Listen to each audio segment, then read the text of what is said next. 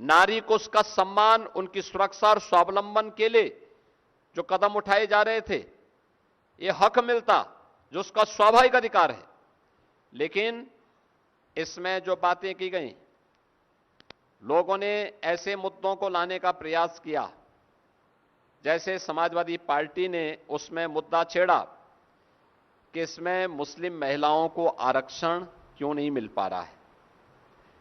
देखो, ये संविधान की दुहाई देते हैं, लेकिन बाबा साहब भीमराव अंबेडकर की भावनाओं की प्रतिकूल आचरण इनका यहां पर भी देखने को मिला।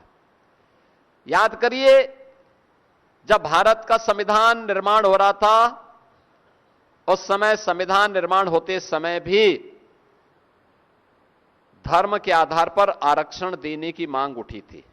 सर्वसम्मति से इसका वहां पर सभी पक्षों ने विरोध किया था। बाबा साहब भीमराव अंबेडकर ने इस पर बहुत तीखी टिप्पणी लिखी थी कि एक बार विभाजन हो गया है, भारत दूसरे विभाजन के लिए तैयार नहीं हो सकता। लोह पुरुष सरदार वल्लभ भाई पटेल ने विरोध किया।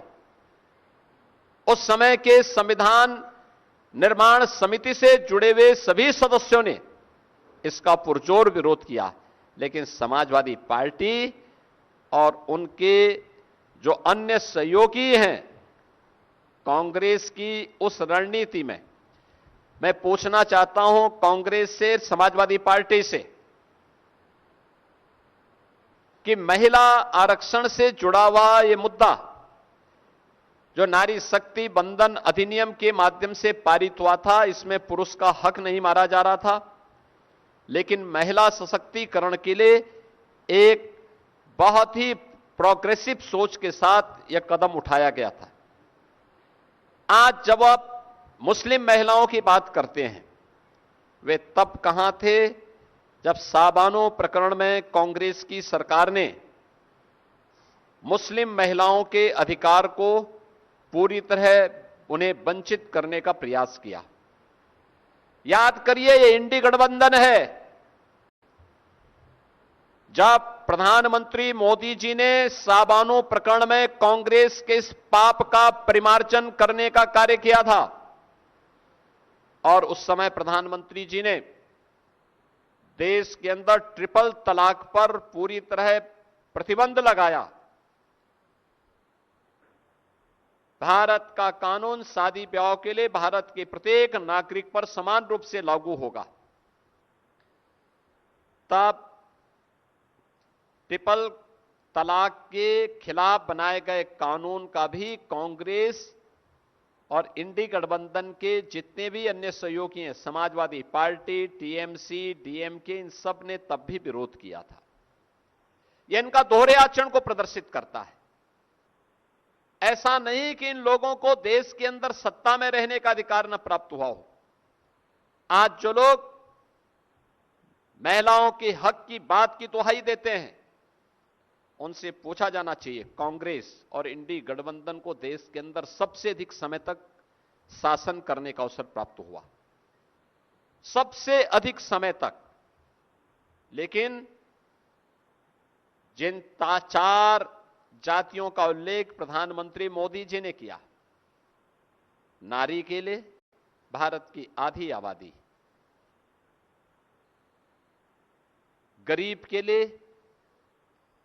अन्नदाता किसान के लिए और युवा के लिए, कोई भी अच्छी सोच, अच्छे प्रोग्राम, प्रोग्रेसिव सोच को कभी भी इंडी गठबंधन कभी भी आगे नहीं बढ़ा पाया, कभी नहीं आगे बढ़ाया। प्रधानमंत्री मोदी जी जब देश के अंदर 2014 में उन्होंने सत्ता संभाली थी, इसके बाद उन्होंने प्रत्येक तबके के लिए जो कार्य आगे बढ़ाए, बिना भेदभाव के, स्लोगन व्यक्ति, जाति, मत और मजहब नहीं था, क्षेत्र और भाषा नहीं थी, मुद्दा था सबका साथ, सबका विकास,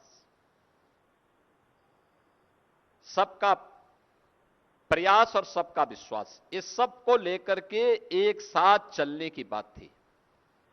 सर्वे भवन्तु सुखिनः, सर्वे सन्तु निरामया, इस भाव के साथ उन्होंने अपने कदम को आगे बढ़ाया।